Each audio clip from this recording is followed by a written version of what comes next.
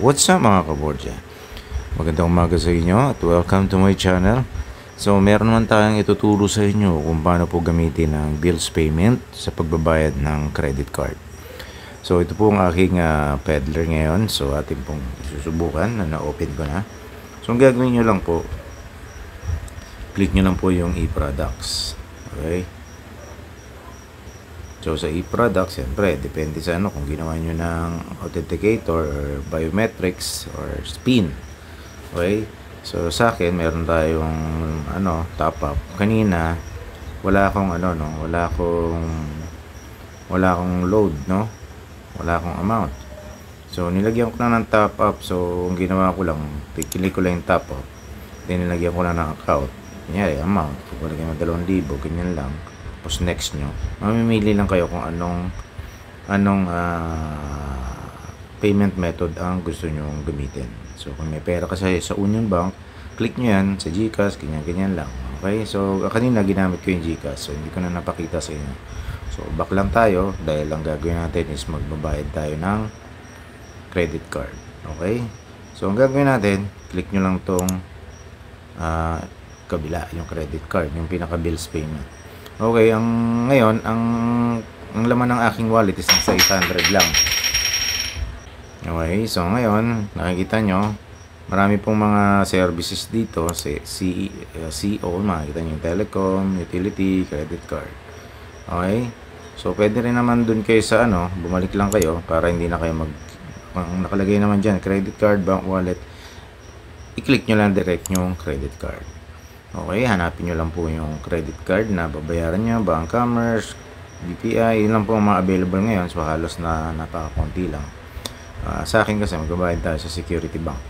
Okay, yan, i-click nyo lang to, type nyo lang yung name ng tao, yung credit card na babayaran nyo, yan. Okay, tapos yung number nya. So siyempre tayo kasi yan, na-save ko na, i-delete ko na lang yan, tatabunan ko na lang po yan. So ang babayaran doon ng is 727. Yan po yung customer, no? Magbabayad lang tayo sa credit card, yan po yung presyo. Okay, live po to ito po yung mismong babayaran ko sa credit card ko para testing lang po.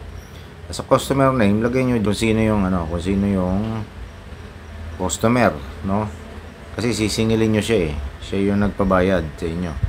Kunin nyo yung number, pwedeng number niya, pwedeng number ko. So ngayon, siyempre, number ng customer. Example lang to, no? Yan po yung number ko.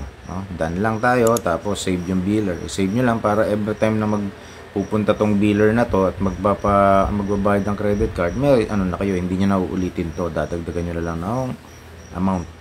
No? Click lang yung next. Okay, yan po yung total. Yan, makikita nyo yung resibo, ganyan. Tapos, kailangan po may patong tayo, no? Kasi siyempre, nagninegosyo tayo. Lalagyan natin ng patong. So, usually, sa ganito, ang minimum is 20 pesos, no? So, depende sa inyo kung anong gusto nyo yung charge dun. Kung papayag naman yung parang lang to, yung kunyari, meron silang GCash, pwede rin yung galawin sa kanila yun. Pero katulad niya, madali yan, wala silang pera na or babayaran ka lang ng cash, palagyan mo ng tubo. So sa akin, total sa akin to, palagyan ko lang mo ng piso. Siyempre, ganun talaga So ipoproceed ko lang, no? Or pwede mo i-update, click mo lang i-update para mag-enter siya, no? Okay, yes, sabihin sa'yo, amount updated. And then, proceed. Okay? Pwede nyo rin tingnan to kung ano yung transaction analyst, no? Makikita nyo yung ganyan, no? Total, no? Biro mo yan, bill amount 774, merchant 1 piso. Wala naman charge ang peddler natin, no? 750. Tapos cashback 4 pesos. So sa nyo po, sa nyo, may kikitain din kayo. Yan, katulad niya, no? Meron po kayong 4 pesos pa nakikitain. Bukod doon sa pinatong yung tubo. So normal yan. Normal yan sa mga business, no? So sa mga nakakanood dyan at laki naman ng tubo, ganun po talaga. Nagnegosyo ka pa kung di ka tutubo. Okay? So, yun lang. So, i-proceed lang natin. Okay? So, tapos mamimili kayo kung anong gusto nyong payment. Kung ang customer is nagbayad ng GCash, click nyo yung GCash. Kukunin nyo yung GCash niya. So, sa kagaya natin, meron tayong laman dito sa bills payment. So, ika-cash lang natin. Okay? or pwede rin nangutang sa'yo, i-click nyo yung nangutang. Kunyari, credit utang. Kung hindi pa siya magbabayad, utang lang po muna yun natin. I-click nyo po yung credit. O bank transfer, pwede rin yan.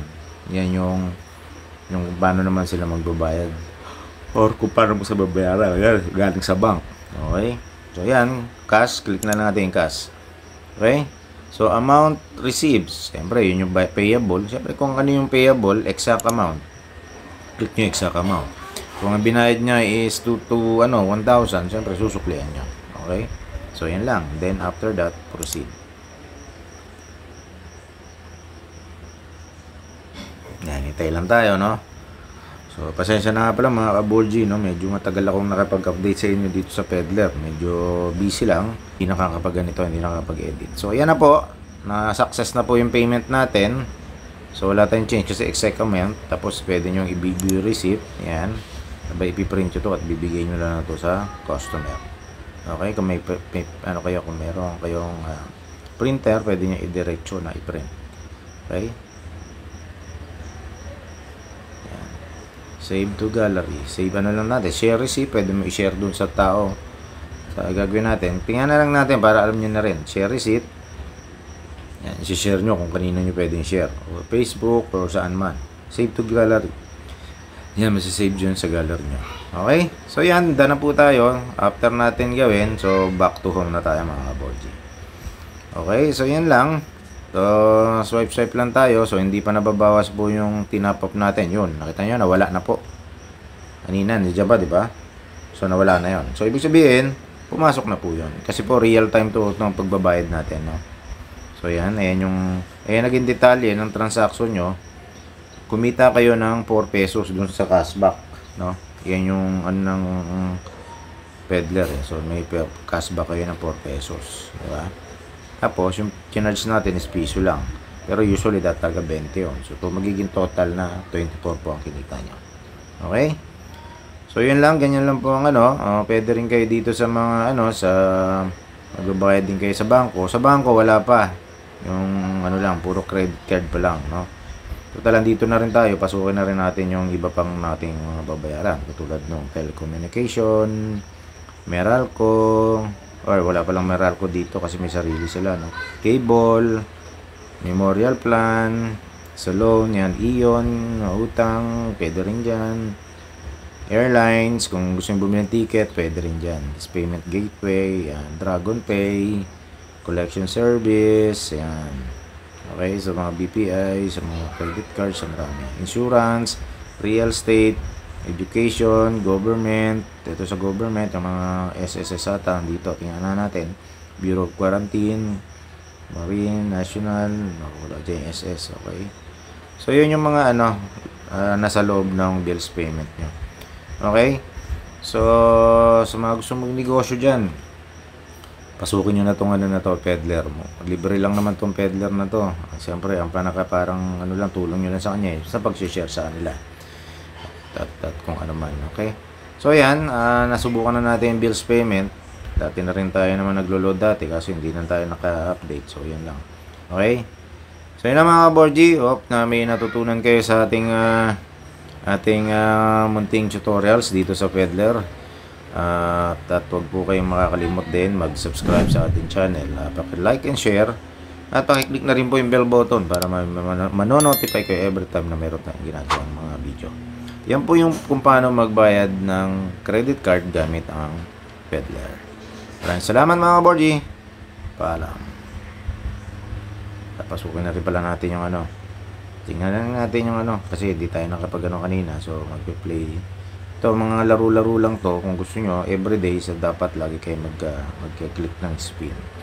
So, pang lang to, pang relax. So, habang naghihintay ng customer. Okay? Okay, so nakakuha tayo ng claim, no? Yan. Ganyan lang, everyday.